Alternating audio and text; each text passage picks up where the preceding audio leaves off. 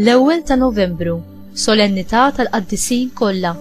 Qari mill-Evanġelju ta' San Mattew, kapitlu 5, versi minn 1 sa 12a. F'dak iż-żmien, kif ra il-folol, Ġesu tela fuq il-muntanja, qagħad bil-qiegħda u resqu lejh id-dixxipli tiegħu. Fetaħ fommu u qabad jallimhom u jgħid: ħenin il-foqra fl-ispirtu, għax tagħhom hija s-saltna tas-smawiet. Ħenjin l-imnikta, għax huma ikunu mfarġa. Ħenjin ta' qalbhom ħelwa, għax huma jkollhom bwirthom l-art. Ħenjin dawk li huma bil-ġuħ u l-għaġġ tal-ġustizzja, għax huma ikunu mxebbajn.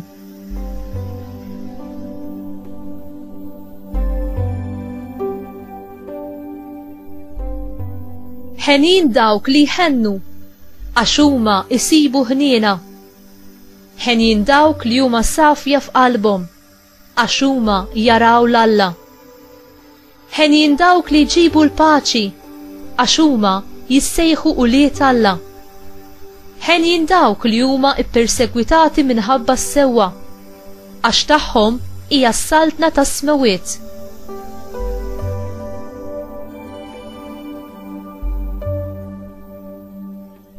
Ħenjin intom, meta jajrukom u jippersegwitawkom u jaqalaw kull xorta ta' ħażen u gideb kontra tagħkom minħabba fija.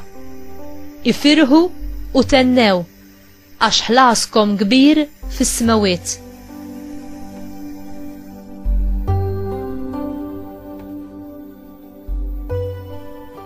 Il-kelma tal-mulej tifħil lilek Kristu.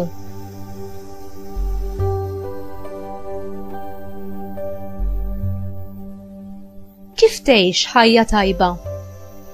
U x'inhu l-għan aħħari u l-iskop ta' din ħajjitna? Mhux li tgħix ferħan?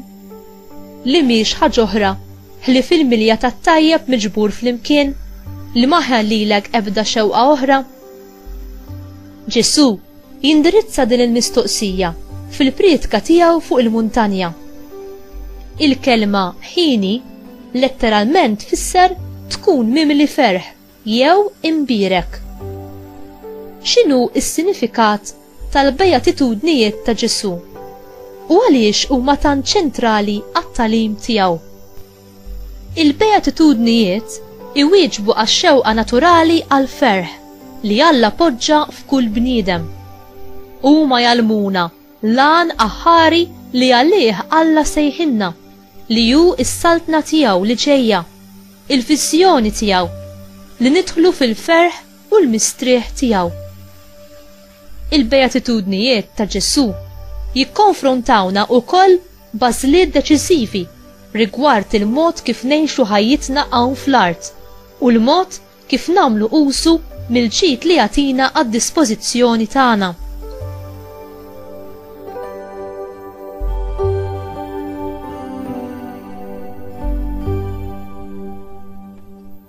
Alla biss jissodisfana.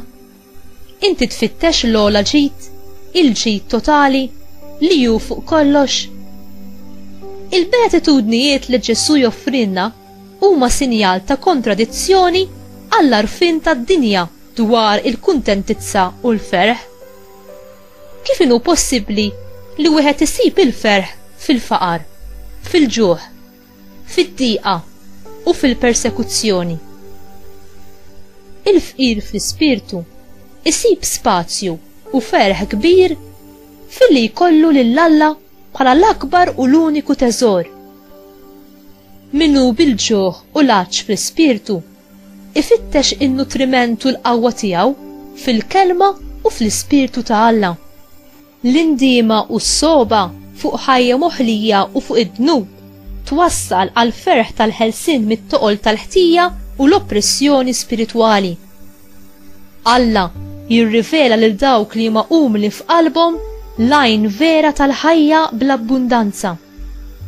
Ġesu iwiegħed lid-dixxipli tiegħu li l-ferħ miksub fil-ġenna jikkompensa bil-bosta għat-tiġrib u liebes li għandhom jistennew f'din id-dinja.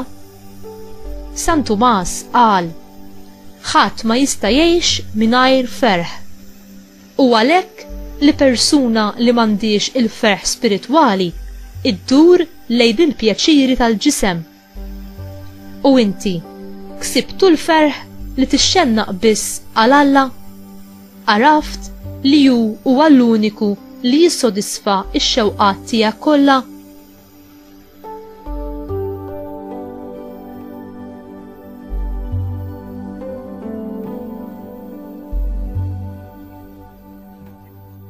Mulej, kabbar il-ġuħ tiegħi għalik u urini it-triq li twassal għal paċi u l-ferħ etern. Maħbuba Marija, Sultana tal-Paċi, wassalni biex nixxennaq biss għal Alla fuq kull ħaġa oħra u li nsib il-ferħ perfett fit-twettiq tar-rieda tiegħu, bl-istess mod kif int għamilt sal-aħħar ta' ħajtek, fedeltà tal-aġeb. Amen.